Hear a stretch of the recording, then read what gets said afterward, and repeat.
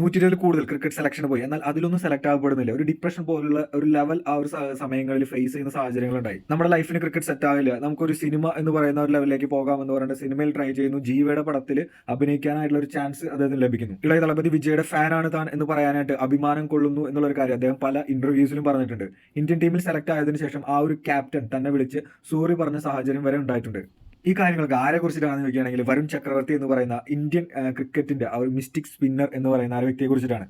Okay friends, നമ്മൾ ഇന്നത്തെ ഈ ഒരു വീഡിയോയിൽ ലൈഫ് ജേണി ഓഫ് വരുൺ ചക്രവർത്തിയുടെ ജീവിതത്തിൽ അദ്ദേഹം ഫേസ് ചെയ്തിട്ടുള്ള പല ഡിഫറൻ്റ് ആയിട്ടുള്ള സിറ്റുവേഷൻസിനെ കുറിച്ചിട്ടാണ് നമ്മൾ ഡിസ്കസ് ചെയ്യാൻ പോകുന്നത്. നിങ്ങൾ ഒരു ക്രിക്കറ്റ് ലവർ ആണെങ്കിൽ, ക്രിക്കറ്റ് ഇഷ്ടപ്പെടുന്ന ഒരു വ്യക്തിയാണെങ്കിൽ നമ്മുടെ ചാനൽ സബ്സ്ക്രൈബ് ചെയ്യാനും സപ്പോർട്ട് ചെയ്യാനും മറക്കണ്ട. ഓക്കെ, നമുക്ക് വീഡിയോയിലേക്ക് പോകാം. വരുൺ ചക്രവർത്തി ജനിക്കുന്നത് കർണാടകയിലായിരുന്നു. അദ്ദേഹത്തിന്റെ വിദ്യാഭ്യാസം മറ്റു കാര്യങ്ങളൊക്കെ നടക്കുന്നത് ശരിക്കും പറഞ്ഞാൽ തമിഴ്നാട്ടിലാണ്. ഒരു ബേസിക്കലി ഒരു തഞ്ചാവൂർക്കാരനാണ് വരുൺ ചക്രവർത്തി എന്ന് പറയാനായിട്ട് സാധിക്കും. ഈ ഒരു സാഹചര്യത്തിലാണ് അദ്ദേഹത്തിന്റെ പഠനകാലത്ത് തന്നെ ഒരു 8ാമത്തെ ക്ലാസ്സൊക്കെ പഠിക്കുമ്പോൾ അദ്ദേഹത്തിന് കർണാടകയിൽ നമ്മുടെ ബാംഗ്ലൂർ പോയിട്ട് ഒരു മാച്ച്, ഒരു ടൂർണമെന്റിൽ പങ്കെടുക്കാനുള്ള സാഹചര്യം ഉണ്ടാകുന്നത്. ഒരു ഫാസ്റ്റ് ബൗളർ എന്നുള്ള രീതിയിലാണ് അദ്ദേഹം പോകുന്നത്. എന്നാൽ അവിടെ ചെല്ലുമ്പോഴാണ് മനസ്സിലാക്കുന്നത് ഒരുപാട് ഫാസ്റ്റ് ബൗളേഴ്സ് ഉള്ളത് കൊണ്ട് തന്നെ തനിക്ക് അവിടെ ചാൻസ് ഇല്ല എന്നുള്ളൊരു കാര്യം. 3 മത്സരങ്ങൾ അദ്ദേഹം സൈഡ് ബെഞ്ചിൽ ഇരിക്കുകയാണ്. എന്നാൽ ഈ ഒരു 4ാമത്തെ മത്സരത്തിന് ഇറങ്ങുമ്പോൾ ആ ഒരു വിക്കറ്റ് കീപ്പറിന്, തന്റെ ടീമിലെ വിക്കറ്റ് കീപ്പറിന് ഒരു പരിക്ക് പറ്റുന്നു. സോ അവിടെ ആരുമില്ല വിക്കറ്റ് കീപ്പിംഗ് ചെയ്യാൻ. സോ ആരെങ്കിലും വിക്കറ്റ് കീപ്പിംഗ് അറിയുന്ന ആരെങ്കിലും ഉണ്ടോ എന്ന് ചോദിക്കുമ്പോൾ വരുൺ ചക്രവർത്തി തനിക്കറിയാം എന്നുള്ളൊരു ഇതിൽ വരികയാണ്. സത്യം പറഞ്ഞാൽ അദ്ദേഹത്തിന് ആ ഒരു എക്സ്പീരിയൻസ് ഒന്നും ഇല്ല, പക്ഷേ ഒരു ചാൻസ് കിട്ടുക എന്നുള്ളൊരു കാര്യമാണ് അദ്ദേഹം ആ ഒരു സ്ഥലത്ത് നോക്കിയത്. സോ അങ്ങനെ വിക്കറ്റ് കീപ്പിംഗ് ചെയ്യുന്നു. അത്യാവശ്യം കുഴപ്പമില്ലാതെ വിക്കറ്റ് കീപ്പിംഗ് ചെയ്യുന്ന വരുൺ ചക്രവർത്തി പിന്നീട് ആഗ്രഹിക്കുന്നു എന്ന് പറയുന്നുണ്ടെങ്കിൽ ആ ഒരു ഫാസ്റ്റ് ബൗളിംഗ് എന്ന് പറയുന്ന ഒരു കാര്യത്തെ മറന്ന് ഇനി ഒരു വിക്കറ്റ് കീപ്പർ എന്നുള്ള രീതിയിൽ മുന്നോട്ട് പോകാം, വിക്കറ്റ് കീപ്പർ പ്ലസ് ബാറ്റ്സ്മാൻ എന്നുള്ള രീതിയിൽ മുന്നോട്ട് പോകാം എന്നുള്ള ഒരു ഇതിലാണ്. അതുകൊണ്ട് തന്നെ 8ാമത്തെ ക്ലാസ് മുതൽ 8th സ്റ്റാൻഡേർഡ് മുതൽ +2 വരെ 12ാമത്തെ ക്ലാസ് വരെ അദ്ദേഹം ഏകദേശം ഒരു 120ൽ കൂടുതൽ ക്രിക്കറ്റ് സെലക്ഷനിൽ പങ്കെടുക്കുന്നു. എന്നാൽ അതിലൊന്നും അദ്ദേഹം സെലക്ട് ആകപ്പെടുന്നില്ല. ഈ ഒരു സാഹചര്യം കൊണ്ട് തന്നെ അദ്ദേഹത്തിന് വലിയൊരു ദേഷ്യമാണ് ക്രിക്കറ്റിനോട് വരുന്നത്. സോ ക്രിക്കറ്റ് പോലും കാണുന്ന അല്ലെങ്കിൽ ക്രിക്കറ്റിനെ പോലും സംസാരിക്കുന്ന ഫ്രണ്ട്സിന്റെ അടുത്തടക്കം പോകാനായിട്ട് അദ്ദേഹത്തിന് അത്രയ്ക്കും മടുപ്പുണ്ടായിരുന്നു, അത്രയ്ക്കും ദേഷ്യമുണ്ടായിരുന്നു എന്നുള്ളതാണ്. ക്രിക്കറ്റ് കാണുമ്പോൾ എന്നുള്ളത് നോക്കുകയാണെങ്കിൽ അത്രയ്ക്കും വലിയൊരു മാച്ച് വരികയാണെങ്കിൽ മാത്രം ആ മാച്ചിന്റെ ലാസ്റ്റ് 10 ഓവേഴ്സ് കാണുക എന്നുള്ളത് മാത്രമായിരുന്നു അദ്ദേഹത്തിന്റെ ആ ഒരു സമയത്തിലെ ക്രിക്കറ്റിനോടുള്ള താല്പര്യം. അതിനുശേഷം അദ്ദേഹം ചെയ്യുന്നത് എന്താണെന്ന് വെച്ചിട്ടുണ്ടെങ്കിൽ തന്റെ കോളേജ് കാലഘട്ടം അദ്ദേഹം തിരഞ്ഞെടുക്കുന്ന SRM യൂണിവേഴ്സിറ്റിയിലാണ്. SRM യൂണിവേഴ്സിറ്റിയിൽ ഒരു ആർക്കിടെക്ചർ എന്ന് പറയുന്ന ആ ഒരു ഡിഗ്രിയാണ് അദ്ദേഹം എടുക്കുന്നത്. സോ ആ ഒരു 5 വർഷം അദ്ദേഹം അവിടെ പഠിക്കുന്നു. അതിനുശേഷം 2 വർഷം ഒരു ഫ്രീലാൻസർ എന്ന രീതിയിൽ അദ്ദേഹം വർക്ക് ചെയ്യുന്നു. ബട്ട് അദ്ദേഹത്തിന് ആ ഒരു സംതൃപ്തി ഇല്ല ജോലിയിൽ, അതേപോലെ തന്നെ പണം സമ്പാദിക്കാനും സാധിക്കുന്നില്ല. സോ ഒരു 2 വർഷം കഴിഞ്ഞിട്ട് അദ്ദേഹം ആ ഒരു ജോലിയും വേണ്ട എന്ന് വെച്ച് പുറത്തു വരികയാണ്. സോ ആ ഒരു സാഹചര്യങ്ങളിൽ ശരിക്കും പറഞ്ഞാൽ ഒരു ഫ്രസ്ട്രേറ്റഡ് ലെവൽ ഓഫ് സിറ്റുവേഷനാണ് അദ്ദേഹം അനുഭവിച്ചത് എന്നുള്ളൊരു കാര്യം അദ്ദേഹത്തിന്റെ പല ഇന്റർവ്യൂസിലും പറയുന്നുണ്ട്. കാരണം എന്താണെന്ന് വെച്ചിട്ടുണ്ടെങ്കിൽ തനിക്ക് ഇഷ്ടമുള്ള ക്രിക്കറ്റ് ആയിരുന്നു. സോ ക്രിക്കറ്റിനോട് ഇങ്ങനെ ഒരു വെറുപ്പ് എന്ന് പറയുന്ന ഒരു ലെവലിലേക്ക് വന്നു. അതേപോലെ തന്നെ ആർക്കിടെക്ചർ 5 കൊല്ലം പഠിച്ചു, അതിൽ ഒരു ഇൻട്രസ്റ്റ് ആകുന്നില്ല, അല്ലെങ്കിൽ പണം സമ്പാദിക്കാനായിട്ട് സാധിക്കില്ല, സന്തോഷം കണ്ടെത്താനായിട്ട് സാധിക്കുന്നില്ല. സോ ഒരുപാട് സെൽഫ് ഡൗട്ട്, ഒരുപാട് കൺഫ്യൂഷൻസ്, ഒരുപാട് ഡിഫറെന്റ് ആയിട്ടുള്ള സിറ്റുവേഷൻസിലൂടെ കടന്നുപോയി എന്ന് അദ്ദേഹം പല ഇന്റർവ്യൂസിലും പറയുന്നുണ്ട്. അങ്ങനെ ഇരിക്കുമ്പോഴാണ് തന്റെ ഉള്ളിലുള്ള കഴിവുകൾ എന്താണ് എന്ന് അദ്ദേഹം സ്വയം ഇരുന്ന് ആലോചിക്കുന്നത്. സോ അങ്ങനെ അദ്ദേഹം കണ്ട് എത്തുന്ന കാര്യങ്ങളാണ് വീഡിയോഗ്രാഫി ആയാലും, അതേപോലെ തന്നെ എഡിറ്റിംഗ് അറിയാം, ഗിറ്റാർ വായിക്കാൻ അറിയാം. സോ ഒരു കലാപരമായിട്ടുള്ള ഒരു കഴിവ് അദ്ദേഹത്തിന് ഉണ്ട് എന്ന് മനസ്സിലാക്കിയതിനു ശേഷം എന്തുകൊണ്ട് ഈ ഒരു കഴിവ് നമുക്ക് സിനിമയിലേക്ക് അല്ലെങ്കിൽ സിനിമ എന്ന് പറയുന്ന ഒരു മേഖലയിലേക്ക് തിരിച്ചു വിട്ടുകൂടാ എന്നുള്ള ഇതിലാണ് അദ്ദേഹം സിനിമയിലേക്കുള്ള ചാൻസ് തേടിയെത്തുന്നത്.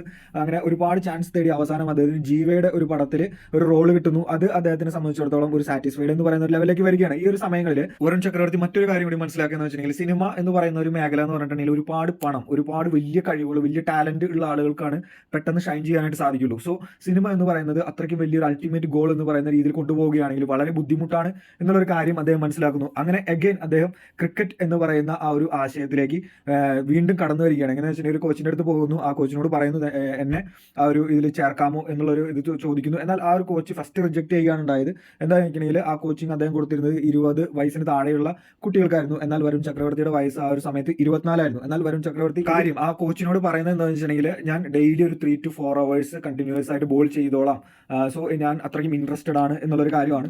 സോ ആ കോച്ച് ഓക്കെ ഗ്രാൻഡ് ചെയ്യുന്നു. അങ്ങനെ ഫീസൊക്കെ അടച്ചിട്ട് ആ ഒരു കോച്ചിങ് സെന്ററിൽ പോയി ജോയിൻ ചെയ്യുന്നു. സോ ഡെയിലി ഇങ്ങനെ ബൗൾ ചെയ്യുന്നത് കൊണ്ട് തന്നെ അദ്ദേഹത്തിന്റെ ആ ഒരു ബൗളിംഗ് സ്കിൽ എന്ന് പറയുന്നത് കുറച്ചും കൂടി ഹൈ ആകുന്നു. സോ ഇത് കാണുന്ന മറ്റ് TNPL, നമ്മുടെ തമിഴ്നാട് IPL പോലുള്ള തമിഴ്നാട്ടിലെ ആ ഒരു ടൂർണമെന്റിൽ അവസരം കിട്ടുകയാണ്. സോ വളരെയധികം സന്തോഷത്തോടെ അദ്ദേഹം ആ ഒരു ടൂർണമെന്റിന് പോകുന്നു. എന്നാൽ അവിടെ വെച്ചിട്ടാണ് മറ്റൊരു ട്വിസ്റ്റ് അദ്ദേഹത്തിന്റെ ജീവിതത്തിൽ ഉണ്ടാകുന്നത്. ബൗൾ ചെയ്തുകൊണ്ടിരിക്കുമ്പോൾ അദ്ദേഹത്തിന്റെ കാൽമുട്ട് ട്വിസ്റ്റ് ആവുകയാണ്. അതായത് വളരെ നല്ല ഒരു കാര്യം ചെയ്തുകൊണ്ടിരിക്കുന്നു, അദ്ദേഹത്തിന് ഇഷ്ടപ്പെട്ട ഒരു കാര്യം ചെയ്തുകൊണ്ടിരിക്കുന്നു. എന്നാൽ അതിൽ വളരെ നെഗറ്റീവ് ആയിട്ടുള്ള ഒരു കാര്യം സംഭവിക്കുകയാണ്. സോ 1.5 വർഷം അദ്ദേഹത്തിന് റെസ്റ്റിലൂടെ കടന്നു പോകേണ്ട ഒരു സാഹചര്യങ്ങളുണ്ടായി. ഡോക്ടർ പറഞ്ഞതെന്ന് വെച്ചിട്ടുണ്ടെങ്കിൽ എങ്ങനെ പോലും തനിക്ക് ഫാസ്റ്റ് ബോളിംഗ് ചെയ്യാൻ പറ്റില്ല എന്നുള്ളൊരു കാര്യമാണ്. ശരിക്കും പറഞ്ഞാൽ അത്രയും ഒരു പ്രത്യേക ഒരു ഫ്രസ്ട്രേറ്റഡ് ലെവൽ, അല്ലെങ്കിൽ എന്താ പറയുക, ഒരു ഡിപ്രഷൻ പോലത്തെ ഒരു ലെവലിലേക്ക് അദ്ദേഹം തള്ളപ്പെടുകയാണ്. കാരണം എന്താ വെച്ചിട്ടുണ്ടെങ്കിൽ പഠിച്ചിട്ടുണ്ടെങ്കിൽ ആ ഒരു ആർക്കിടെക്ചർ എന്ന് പറയുന്ന ഒരു കാര്യം വലിച്ചെറിഞ്ഞു.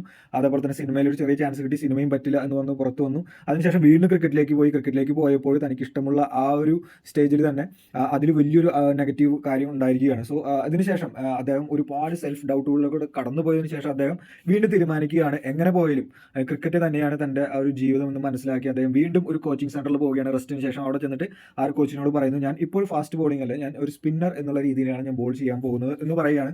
സോ ആ കോച്ചായാലും അവിടെയുള്ള കളിക്കാരായാലും ഒരു പെട്ടെന്നൊരു ഷോക്കായിരുന്നു അവർക്ക് ആ ഒരു കാര്യം മനസ്സിലാക്കുവാനായിട്ട്. പക്ഷെ അദ്ദേഹം എറിഞ്ഞ ഒരു ബോളുകൾ എന്ന് പറയുന്നത് അത്രയ്ക്കും ഇംപ്രസ്ഡ് ആക്കുന്ന ബോളുകളായിരുന്നു.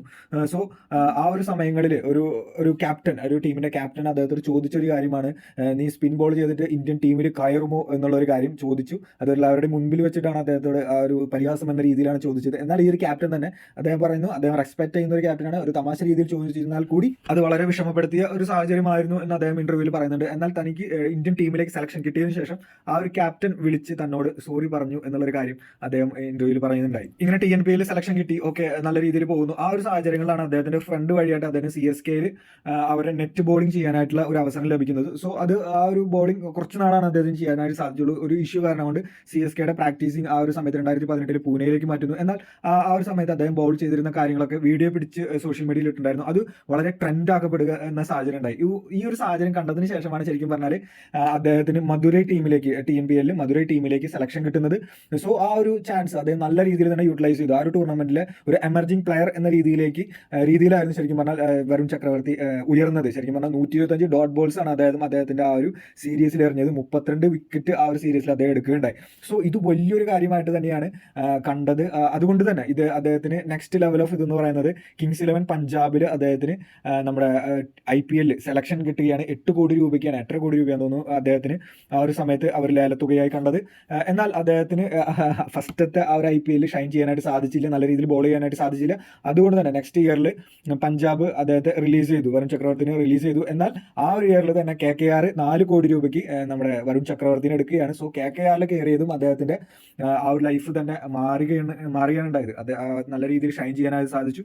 അതുകൊണ്ട് തന്നെ അദ്ദേഹത്തിന് ഇന്ത്യൻ ക്രിക്കറ്റ് ടീമിൽ അദ്ദേഹത്തിന് പോകാനായിട്ട് സാധിച്ചു എന്നുള്ളതാണ് സത്യം. ഇതിനിടയിൽ ഒരു ചെറിയൊരു കാര്യം എന്താണെന്ന് വെച്ചിട്ടുണ്ടെങ്കിൽ നമ്മുടെ ഈ ഒരു ചെന്നൈയുടെ നെറ്റ് ബോളിംഗ് പ്രാക്ടീസ് സോഷ്യൽ മീഡിയയിൽ വൈറലായ ഒരു സാഹചര്യത്തിൽ KKRും അദ്ദേഹത്തിന് നെറ്റ് ബോളിംഗ് പ്രാക്ടീസിന് വേണ്ടി വിളിച്ചിട്ടുണ്ടായിരുന്നു. സോ അവർക്ക് അദ്ദേഹത്തെ ഓൾറെഡി അറിയാമായിരുന്നത് കൊണ്ടും ആ ഒരു ടീമുമായിട്ട് ബന്ധമുള്ളത് കൊണ്ടുമായിരുന്നു ശരിക്കും പറഞ്ഞാൽ അദ്ദേഹത്തിന് KKRൽ വന്നപ്പോൾ അത്രയ്ക്കും നല്ല രീതിയിൽ ഷൈൻ ചെയ്യാനായിട്ട് സാധിച്ചത്. മറ്റൊരു കാര്യം, അദ്ദേഹത്തിന്റെ ഒരു ബിറ്റർ എക്സ്പീരിയൻസ് ഉണ്ടായത് എന്താണെന്ന് വെച്ചിട്ടുണ്ടെങ്കിൽ അദ്ദേഹം ഒരു സ്പിന്നർ എന്ന രീതിയിൽ അത്യാവശ്യം നല്ല രീതിയിൽ ഷൈൻ ചെയ്യുന്ന ഒരു സാഹചര്യത്തിൽ അദ്ദേഹത്തിന്റെ ഫ്രണ്ട്സിനൊക്കെ കൂട്ടിയിട്ട് അദ്ദേഹത്തിന് ആ ഒരു മത്സരം കാണുവാനായിട്ട് കൊണ്ടുപോയിട്ടുണ്ടായിരുന്നു. ഏകദേശം 50 കൂടുതൽ ഫ്രണ്ട്സിനെ അദ്ദേഹം നിർബന്ധിച്ച് വിളിച്ച് ആ ഒരു മത്സരത്തിൽ കൊണ്ടുപോയി. ആ മത്സരത്തിൽ അദ്ദേഹത്തിന്റെ എക്സ്പീരിയൻസ് എന്ന് പറഞ്ഞിട്ടുണ്ടെങ്കിൽ ഒരു ബിറ്റർ എക്സ്പീരിയൻസ് ആയിരുന്നു. കാരണം എന്താ വെച്ചിട്ടുണ്ടെങ്കിൽ നല്ല രീതിയിൽ ബോൾ ചെയ്യാനായിട്ട് സാധിച്ചില്ല. ബോൾ നല്ല രീതിയിൽ അദ്ദേഹത്തിന് അടി കിട്ടി. അതേപോലെ തന്നെ 2-3 ക്യാച്ചസ് മിസ്സാകുന്ന സാഹചര്യം ഉണ്ടായി. ബാറ്റിംഗിൽ ഗോൾഡൻ ഡക്ക് ആയി. സോ ഇതൊക്കെ അദ്ദേഹത്തിന്റെ ആ സമയത്ത് ആ ഒരു സോഷ്യൽ മീഡിയ ഫ്രണ്ട്സ് അദ്ദേഹത്തെ വളരെയധികം പരിഹസിക്കുന്ന സാഹചര്യം ഉണ്ടായി. സോ അതുകൊണ്ട് തന്നെ അദ്ദേഹത്തിന് സോഷ്യൽ മീഡിയയിൽ നിന്നൊക്കെ പുറത്തു വരേണ്ട ഒരു ഇതൊക്കെ ഉണ്ടായി. കാരണം എന്താ വെച്ചിട്ടുണ്ടെങ്കിൽ അത്രയ്ക്കും ഒരു നാണക്കേട് അല്ലെങ്കിൽ ഒരു പരിഹാസം എന്ന രീതിയിലൊക്കെ അദ്ദേഹം കടന്നു പോയിട്ടുണ്ട്. സോ അതിനുശേഷമാണ് ശരിക്കും പറഞ്ഞാൽ ഇത്രയ്ക്കും വലിയൊരു ഹൈ ലെവൽ ഓഫ് ഇതിലേക്ക് അദ്ദേഹം കടന്നു വന്നിട്ടുള്ളത്. എന്താണെന്ന് വെച്ചിട്ടുണ്ടെങ്കിൽ ആ ഒരു ഇന്ത്യൻ ടീമിന്റെ ഒരു പ്രൈഡ് ബൗളർ എന്നുള്ള രീതിയിലേക്ക് അദ്ദേഹം കടന്നു വന്നിട്ടുള്ളത്. ഇതേപോലത്തെ ഒരുപാട് ബിറ്റർ എക്സ്പീരിയൻസ്, ഒരുപാട് തടയലും ഒരുപാട് കൺഫ്യൂഷനും സെൽഫ് ഡൗട്ട് ഒക്കെ കഴിഞ്ഞിട്ട് വളരെ പ്രധാനപ്പെട്ട ഒരു കാര്യം അദ്ദേഹത്തിന്റെ ഇന്റർവ്യൂവിൽ അദ്ദേഹം പറയുന്നത് എന്താണെന്ന് വെച്ചിട്ടുണ്ടെങ്കിൽ അദ്ദേഹം ഒരു ഇളയ ദളപതി ഗ്രേറ്റ് ഫാൻ ആയിരുന്നു. അതായത് ഒരുപാട് സമയം, ഒരുപാട് പണവും ബാനർ ഒട്ടിക്കാനും അതേപോലെ തന്നെ അദ്ദേഹത്തിന്റെ പടമൊക്കെ റിലീസ് ആകുമ്പോൾ അദ്ദേഹം ഒരുപാട് പണം ചെലവഴിച്ചിരുന്നു എന്നുള്ളൊരു കാര്യം പറയുന്നുണ്ട്. സോ ഒരു ലെവൽ ഓഫ് ഇത് കഴിഞ്ഞതിന് ശേഷമാണ് ഒരു ഫാൻ എന്ന രീതിയിൽ താൻ ഇതെല്ലാം ചെയ്യേണ്ടത്. തന്റെ ജീവിതത്തിൽ എന്തെങ്കിലും ഒക്കെ അച്ചീവ് ചെയ്തിട്ട് അതിനുശേഷം ഫാൻ ആണ് എന്ന് പറയുമ്പോഴാണ് ശരിക്കും പറഞ്ഞാൽ വിജയ് എന്ന് പറയുന്ന ആ ഒരു വ്യക്തിക്കായാലും തനിക്കായാലും അഭിമാനം കൊള്ളാനുള്ള സാഹചര്യം ഉണ്ടാകുക എന്ന് മനസ്സിലാക്കുന്നു. അതിനുശേഷം അദ്ദേഹം ഈ ഒരു കാര്യങ്ങളൊക്കെ നിർത്തിയിട്ട് തന്റെ ജീവിതത്തിൽ എന്തെങ്കിലും അച്ചീവ് ചെയ്യണം എന്നുള്ള ഒരു ലക്ഷ്യത്തോട് കൂടിയിട്ട് മുന്നോട്ട് പോകുന്നു. അതിനുശേഷം അദ്ദേഹം CSKയിൽ കയറുന്നു. CSK ആ ഒരു നെറ്റ് ബൗളിംഗ് ആ ഒരു ടൈമിൽ അദ്ദേഹം തന്റെ കയ്യിൽ ഒരു ടാറ്റു, വിജയുടെ ഒരു ടാറ്റു പതിക്കുന്നുണ്ടായി. അത് ശരിക്കും പറഞ്ഞാൽ സോഷ്യൽ മീഡിയയിൽ നല്ല രീതിയിൽ വൈറലാകുകയുണ്ടായി. അദ്ദേഹം ഇപ്പോഴും പറയുന്ന ഒരു കാര്യമാണ്, താൻ വിജയ് എന്ന് പറയുന്ന ആ വ്യക്തിയുടെ ഒരു കട്ട ഫാനാണ് എന്നുള്ളൊരു കാര്യം. പക്ഷേ അത് ഒരു കാര്യം അച്ചീവ് ചെയ്തിട്ട് പറയുമ്പോൾ അദ്ദേഹത്തിനുണ്ടാകുന്ന ആ ഒരു ബഹുമാനം എന്ന് പറയുന്നത് കുറച്ചുകൂടെ കൂടുതലാണ്. ഓക്കെ ഫ്രണ്ട്സ്, ഇതാണ് നമ്മുടെ വരുൺ ചക്രവർത്തിയുടെ ഒരുപാട് ലൈഫ് എക്സ്പീരിയൻസ് എന്ന് പറയുന്നത്. ഒരുപാട് ഡിഫറെൻ്റ് ആയിട്ടുള്ള സിറ്റുവേഷൻസിലൂടെ കടന്നു പോയിട്ടാണ് അദ്ദേഹം ഇപ്പോൾ ആ ഒരു ലെവലിൽ, അല്ലെങ്കിൽ നമ്മളിപ്പോൾ കാണുന്ന ഒരു ലെവലിലേക്ക് വന്നിരിക്കുന്നത്. സോ നിങ്ങൾക്ക് ആർക്കെങ്കിലും ഇതേപോലത്തെ എന്തെങ്കിലും ഒരു കാര്യം നമ്മുടെ ജീവിതത്തിൽ അച്ചീവ് ചെയ്യാൻ ആഗ്രഹിക്കുന്നുണ്ടെങ്കിൽ തീർച്ചയായിട്ടും ആ ഒരു സംഭവത്തെ നിങ്ങൾ നല്ല രീതിയിൽ ഫോക്കസ് ചെയ്യുക, അതിന് വേണ്ടിയിട്ട് നല്ല രീതിയിൽ ഹാർഡ് വർക്ക് ചെയ്യുക. അദ്ദേഹത്തിൻ്റെ ജീവിതത്തിൽ അദ്ദേഹം പറഞ്ഞൊരു കാര്യം എന്ന് വെച്ചാൽ ഡെയിലി 4-5 മണിക്കൂർ ഞാൻ തൻ്റെ ബാറ്റേഴ്സിന്, തൻ്റെ ടീമിലുള്ള മറ്റ് ബാറ്റേഴ്സിന് കണ്ടിന്യൂസ് ആയിട്ട് ബോൾ ചെയ്തുകൊണ്ടിരിക്കും എന്നുള്ളതാണ്. അതുപോലെ അദ്ദേഹത്തിന് ഒരു കീപ്പിംഗ് എക്സ്പീരിയൻസും ഫാസ്റ്റ് ബോളിംഗ് എക്സ്പീരിയൻസും ഉള്ളത് കൊണ്ട് തന്നെ ഈ ഒരു സ്പിൻ ബോളിംഗ് നല്ല രീതിയിൽ ചെയ്യാനായിട്ട് ഒരു ബാറ്ററിനും ഒരു മൂവ്മെന്റ് മനസ്സിലാക്കി ബോൾ ചെയ്യാനായിട്ടുള്ള ഒരു സ്കില്ല് ഉണ്ട് എന്നുള്ളൊരു കാര്യം പറയുന്നുണ്ട്. സോ അതൊക്കെ വലിയൊരു പോസിറ്റീവായിട്ടാണ് ഇപ്പോൾ അദ്ദേഹത്തിന്റെ ലൈഫിൽ വന്ന് നിൽക്കുന്നത്. സോ ജീവിതത്തിലുള്ള എല്ലാ ലെവൽ ഓഫ് സ്റ്റേജ് സിറ്റുവേഷൻസും ഫേസ് ചെയ്യാനും അതുപോലെ തന്നെ ആ ഒരു സിറ്റുവേഷൻസിനെ മനസ്സിലാക്കുവാനുള്ള ആ ഒരു തിങ്കിങ് നമ്മളുടെ ആ ഒരു ഇതിലേക്ക് കൊണ്ടുവരാം. സോ നമുക്ക് തീർച്ചയായിട്ടും സക്സസ് ആകാനായിട്ട് സാധിക്കും.